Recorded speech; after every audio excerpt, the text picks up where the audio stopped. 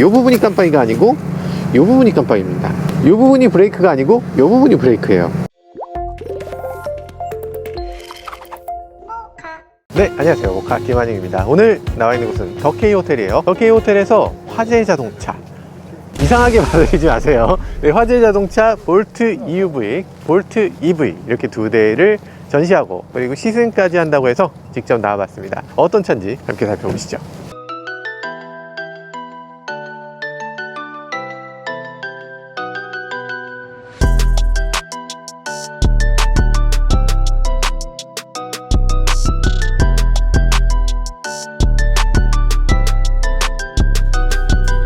여기는 볼트 EUV, 오늘 시승하는 차는 아니지만 더 눈길이 가는 건 확실히 볼트 EUV인 것 같습니다. 왜냐하면 이 차의 가격대가 4,490만원, 그러니까 4천만원 중반대부터 시작하기 때문이죠.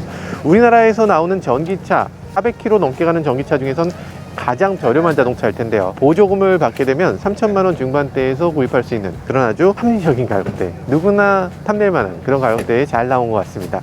외관에서 느껴지는 거, 사실 저렇게 하나로 이어져 있는 램프, 저게 되게 미래적이거든요. 저게 더 미래적인데 사실 이렇게 나눠져 있는 거는 조금 보수적으로, 얘는 좀 평범하네 이런 느낌이 드는 그런 램프 구성이긴 합니다. 위아래로 나눠져 있어서 DRL이라든지 헤드램프라든지 이런 것들이 적절한 위치에 적절하게 있고요. 헤드램프가 좀 낮은 거는 사실 요즘 들어서 거의 대부분 차들이 다 그렇고 현대기아차도 마찬가지고 눈뽕이라든지 이런 것들을 맞지 않기 때문에 굉장히 좋은 추세라고 할 수 있죠. 전기차가 되면서 그릴 부분을 도대체 어떻게 처리할 것인가 많은 부분들이 고민을 하잖아요. 그릴로 만들게 되면 공기역학적으로도 안 좋고 그리고 옛날 차처럼 보이니까 매끈하게 해야 되는데 그냥 민자로 해버리면 또 재미가 없어요. 우리가 기존에 생각하던 그 사고방식에서 너무 벗어나 버리면 그것도 곤란하기 때문에 민자로 하면서도 그릴같이 이렇게 울퉁불퉁한 느낌을 만들어내고 있습니다. 합리적인 적절한 조화라고 보여지고요. 그리고 이 아래쪽에 보면 전기차는 냉각할 필요가 없다 생각하시는 분들도 많겠지만 실제로 전기차도 냉각해야 될 일이 있고요. 그리고 전기차도 반드시 난방이나 냉방을 위해서 콘덴서를 지나갈 수 있는 그런 공기를 충분히 빨아들일 필요가 있습니다. 거기다가 안쪽에는 액티브 셔터 그릴이 있고요. 그 가운데에는 또 스피커가 하나 마련되어 있습니다. 이 스피커는 보행자를 위해서 밖으로 사운드를 내주는 그런 스피커예요. 그런 것들도 재밌는 부분이네요.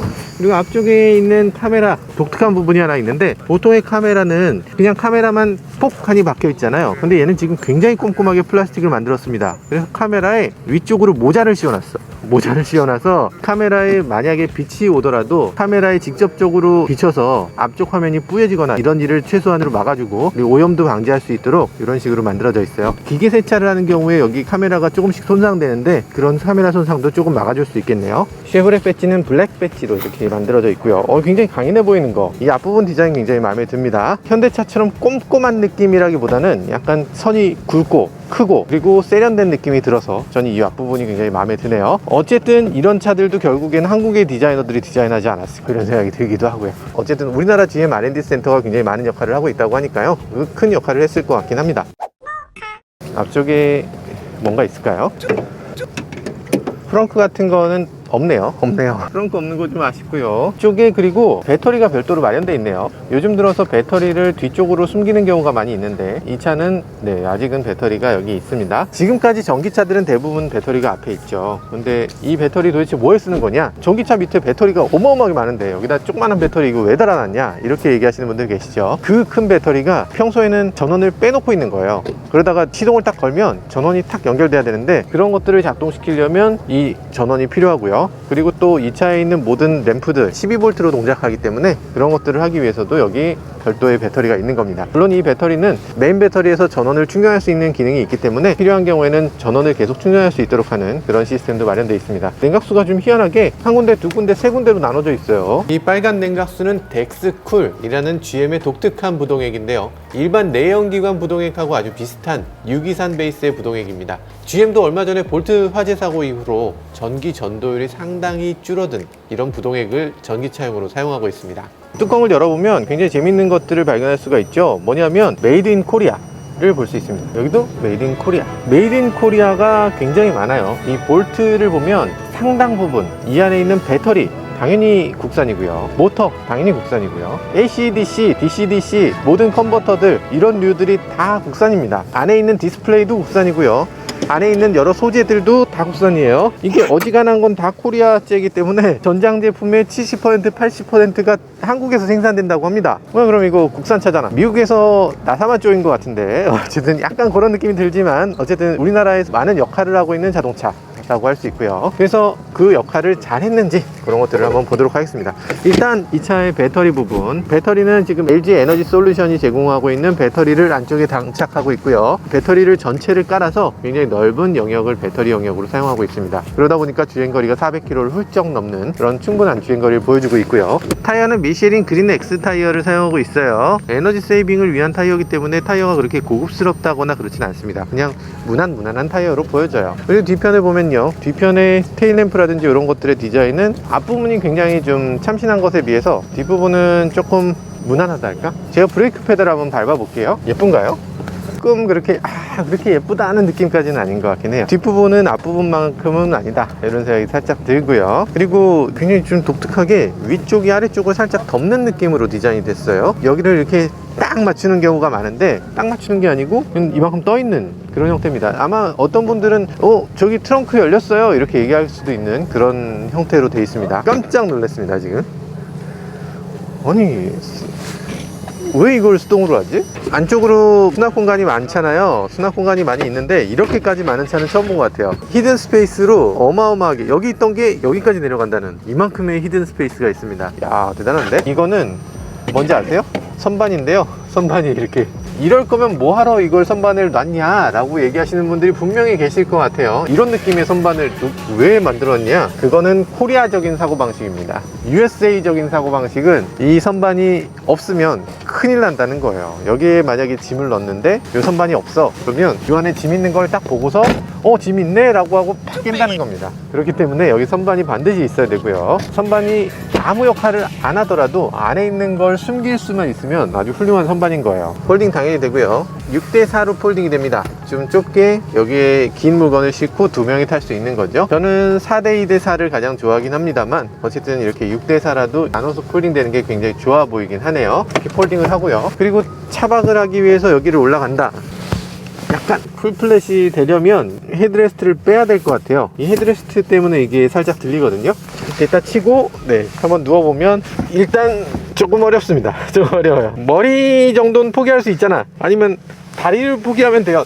머리 포기하기 좀 그러면 다리를 포기하면 됩니다. 이게 EUV가 크기가 굉장히 커 보이긴 하는데 이 크기에 비해 실내 길이가 살짝 좀 짧네요. 자, 일단 뒷좌석은 이런 느낌입니다. 그런데 여기 보면 하이글로시가 적극적으로 사용되고 있는데 이 하이글로시가 지금 블랙 하이글로시인데 이쪽에서 이렇게 태양이 비치는 걸 이렇게 보면 이미 여기 수월이 엄청나게 나 있어요. 이 블랙 하이글로시의 종류도 그렇지만 조금 약한 소재인가 이런 생각이 들기도 하고 너무 적극적으로 블랙 하이글로시를 써서 요번이 조금 아마 많은 분들이 스크래치 때문에 걱정을 하실 것 같습니다. 액정 보호 필름 같은 그런 거 약간 붙여줄 필요가 있을 것 같을 정도로 많이 스크래치가 나요. 자, 문이 아주 묵직해요. 문이 아주 묵직하고 굉장히 무거운 걸 드는 것 같은 그런 느낌이에요. 사운드 멋있다. 사운드 멋있어요. 야, 훌륭합니다. 안쪽에 들어왔을 때 느낌은 플라스틱 플라 그런 느낌인데 사실 플라스틱이라기에는 우레탄이긴 해요. 굉장히 그 현대기아를 보다가 보면 독특하다고 느낄 수 있는 그런 부분이 미국에 있는 많은 소비자들은 우리보다 더 젊기 때문에 플라스틱에 대해서 좀 관용적인 느낌을 갖고 있는 것 같아요. 그래서 특별히 거부감이 없는 사람들이 굉장히 많은 것 같고 우리나라 사람들이 유별나게 좀 플라스틱을 좀 싫어하는 편이긴 하죠. 시동을 걸어 보면요 이런 식으로 생겼습니다. 계기판이 굉장히 작아요. 한 뼘이 될까 말까 하는 정도의 크기. 그런데 상대적으로 디스플레이는 굉장히 크게 느껴지기도 하고요. 이 디스플레이가 여러 가지로 기능적으로 만들어져 있습니다. 뭐 이런 식으로 쉽고 간결하게 만들어져 있고요. 특별하게 많은 기능을 갖고 있는 건 아니지만 갖고 있는 기능들을 아주 충실하게 보여주는 그런 인테리어를 갖고 있어요. 전체적으로 뭐 갖고 있을 거는 다 있습니다. 그리고 갖고 있지 말아야 될 것들은 안 갖고 있죠. 예를 들면 버튼식 기어 시프터긴 한데 오인할 가능성을 안 갖고 있어요. 이렇게 눌러서 P, 눌러서 N, 그리고 출발할 때는 D, R 이런 식으로 당겨서 하도록. 그래서 꽤 먼 거리를 갖고 있기 때문에 요걸로 혼동하는 경우는 거의 없을 겁니다. 그래서 확실하게 차가 출발한다라는 느낌을 자아내고 있고요. 저라면 D는 당기는 거, R은 누르는 거 이런 식으로 뭔가 아예 방식을 다르게 했을 텐데 어쨌든 이런 식으로 된 것도 꽤 오인을 줄여주는 그런 요인이라는 생각이 들고요. 전자식 파킹 브레이크 이런 식으로 제공을 하고 있고요. 이런 것도 있습니다.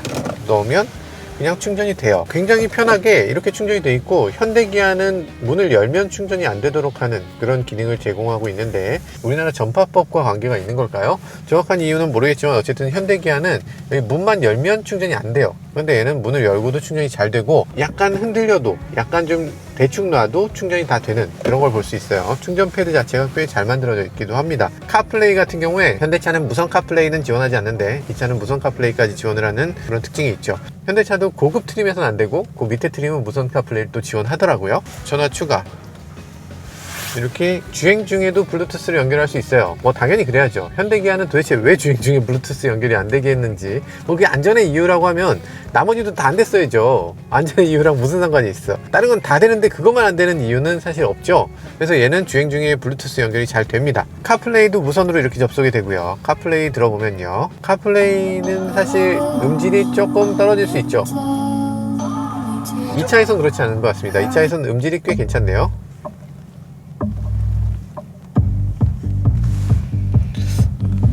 지금 보니까 저음이 굉장히 강조되어 있어요. 젊은 분들이 좋아할 만한 그런 세팅인 것 같긴 합니다. 조금 더 때려주면 좋을 것 같은데, 때려주는 느낌보다는 그냥 강조된 느낌, 그런 느낌이고요. 그래서 오디오가 나쁜가? 아니, 오디오 되게 좋아요. 지금 보니까 보스 사운드 시스템을 사용하고 있고요. 이 정도 급에서 이 정도의 사운드 시스템 갖고 있는 차는 거의 괜찮습니다. 아주 좋은 사운드 시스템을 보여주고 있어요. 그리고 전체적으로 봤을 때 그 IT 기기를 좋아하는 젊은이들이 아주 좋아할 만한 그런 세팅인 것 같아요. 가장 미국적인 그런 자동차인 거죠. 어쨌든 잘 작동되는 그런 기분 좋은 자동차라는 생각이 듭니다. 여러 가지로 심플하고 고민할 게 하나도 없는 거죠. 여기 디지털 룸미러가 있고요. 하이패스 룸미러보다는 이 디지털 룸미러가 훨씬 더 예쁘고 고급스럽게 보입니다. 프레임이 쓰기 때문에 뒤쪽에 있는 영상을 잘 보여주기도 하고요. 이렇게 하면 미러가 됐다가 이렇게 당기기만 하면 이렇게 디스플레이로 바뀌는 걸 볼 수 있어요. 디스플레이로 바뀌고 나면 내 차선, 그러니까 내 바로 뒤 뿐 아니라 내 왼쪽 오른쪽도 같이 보여줘요. 그러니까 사실 이 사이드 미러도 볼 필요가 없는 거죠.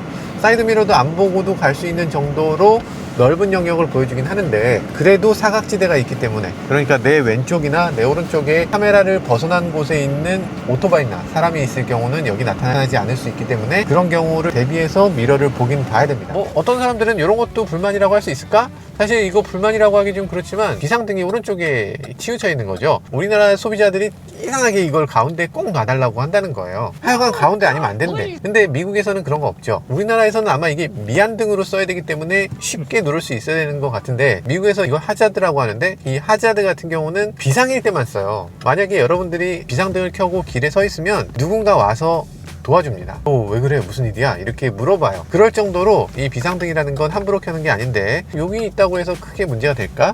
운전 중이하기엔 좀 멀긴 하죠. 근데 뭐 글쎄 그게. 자, 어쨌든 전체적으로 봤을 때 이 앞좌석은 저는 그냥 심플하니 그냥 뭐 나쁘지 않은 그런 좋은 앞좌석 같습니다. 나쁘지 않아요. 그러니까 뭐 되게 고급은 아니지만, 그렇다고 해서 뭐 싸구려라든지 불편이 있다거나 이런 것들이 없습니다. 전체적으로 이 핸들이라든지 이런 것들의 조작감도 이렇게 안에서부터 이렇게 바깥까지 텔레스코픽 되는 범위도 크고, 시트 자체도 고급스러운 시트 형상은 아니지만 그런대로 몸을 잘 감싸주고, 열선 시트 꼈을 때 아주 따뜻한 느낌이 들고, 전체적으로 그다지 나쁘지 않은 그런 실내를 보여주고 있어요. 물론 내비게이션이 좀 더 위에 있으면 좋겠다, 공조장치가 차라리 밑에 있었으면 좋았겠다, 뭐 이런 생각이 들긴 합니다만, 한 가지 아쉬운 점은 공조장치를 이렇게 켰을 때, 히터를 켰을 때 히터 소리가 너무 크게 들리는 거, 그게 조금 아쉬운 점이죠. 자, 그럼 뒷좌석으로 한번 넘어가 볼까요? 앞좌석은 뭐 이 정도 가격에 이 정도의 앞좌석, 좋죠. 좋은데 뒷좌석으로 가보면 조금 상황이 달라집니다. 뒷좌석은 일단 무릎 공간은 꽤 넓어요. 레그룸이 괜찮은데? 이게 한 뼘이 넘잖아. 괜찮아요. 괜찮고, 이게 USB-C, USB-B 이렇게 나와 있고 좋습니다. 아주 좋은데요? 열선 시트도 있어요. 앞좌석은 통풍 열선을 다 지원을 하고 있고요. 뒷좌석은 통풍 시트는 없어요. 그게 어디야? 뒷좌석에 통풍 시트 있는 차가 어디 있어? 게다가 지금 보니까 썬루프도 있네요. 썬루프도 파노라믹 썬루프를 갖고 있는데, 이게 파노라믹이라고 하기는 조금 작고, 그렇다고 해서 일반 썬루프라고 말하면 좀 섭섭할 것 같고, 딱히 넓은 건 아닌데 아무튼 뭐 있습니다. 괜찮은 썬루프를 갖고 있어요. 그런데 문제는 머리 공간. 잠깐만, 이게 차가 되게 높은 차인데 왜 내 머리가 여기 다 있지? 헤드레스트에 머리를 대야 되는데 헤드레스트에 머리를 댈 수가 있긴 있네요. 약간 이렇게 하면 헤드레스트에 머리를 댈 수 있네. 미국에서 나온 자동차인데 뒷좌석을 이렇게 만든다는 게 좀 미제차가 어떻게 이럴 수가 있지? 왠지 모르겠는데 머리 공간이 너무 작게 나왔습니다. 그리고 이 가운데 앉는 사람은 그래도 그래도 괜찮을 것 같습니다. 가운데 한번 앉아볼까요? 가운데에는 이렇게 센터 터널이 없어요. 센터 터널이 없다는 점에서 괜찮고요. 여기 앉아서 보면요, 등받이도 그런대로 꽤 넓습니다. 어느 정도 넓어서 머리를 대보면 헤드레스트를 좀 올려 헤드레스트가 여기까지밖에 안 올라오네요. 가운데는 조금 더 작은 사람이 타야 될 것 같아요. 뒷좌석 머리 공간이 이상하게 부족해요. 이게 왜 이렇게 부족한가 가만 생각해 보니까 이 차는 배터리를 바닥에만 깔지 않았습니다. 바닥에 깔고요, 그리고 요 시트 아래쪽에도 깔았어요. 그래서 이 시트 아래쪽으로 이 배터리를 넣다 보니까 시트가 많이 올라왔죠. 올라오다 보니까 여기 앉은 사람들은 머리가 닿는 겁니다. 만약에 닿지 않게 하려면 이 천장을 더 높였어야 되는데 그러면 공기역학적으로 좀 나빠졌겠죠. 그러다 보니까 부득이 이 뒷좌석 머리 공간이 이렇게 작아진 것 같은데, 시팅 포지션 자체는 괜찮습니다. 그러니까 집에 있는 의자처럼 제대로 앉을 수 있는 의자긴 해요. 머리 공간만 아쉽기 때문에 어린이나 조금 더 키가 작은 사람이라면 뭐 괜찮게 탈 수 있는 그런 공간이라는 생각도 드네요. 뒷좌석에서는 그렇게까지 만족스러운 뒷좌석은 아니지만 그래도 사용하는 데는 별 지장은 없다, 이 정도면 뭐 나쁘지 않다라는 그런 뒷좌석이라고. 말하면서 뭔가 이게 말을 하면서도 내가 공감이 되지 않고 있잖아. 아니 근데 진짜로 괜찮아요. 뭐 그렇게 나쁘겠어. 네, 오늘 간단하게 볼트 EUV를 살펴봤는데요. 볼트 EUV를 시승하면서도 굉장히 기분 좋은, 자동차를 타면서도 뭐 특별한 문제점 없이 내가 원하는 대로 잘 움직여지는 이런 점에서 굉장히 좋은 자동차라는 생각이 들었고요. 볼트 EUV에 있는 모든 것들을 갖추고 차체만 조금 더 커진 거거든요. 그래서 아마도 많은 분들이 좋은 자동차로 기쁘게 탈 수 있는 자동차라는 생각이 듭니다. 지금까지 저는 모카 김한용이었습니다. 감사합니다. 약간 C컨솔인데 단계가 2단계예요. 2단계. 너무 적죠? 그리고 이쪽에 보면 뒤쪽에 깜빡이가 이 부분이 깜빡이가 아니고 이 부분이 깜빡입니다.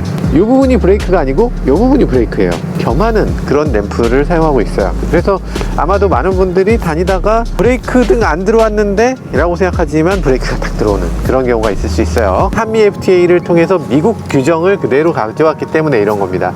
그러면 미국 규정을 가져왔으면 이런 것들이 조금 더 위험하게 만들어지는 거 아니냐, 이렇게 생각될 수도 있는데, 미국 규정 중에 우리보다 더 빡빡한 것들도 있습니다. 뭐냐면 이런 거예요. 소리 들리시죠?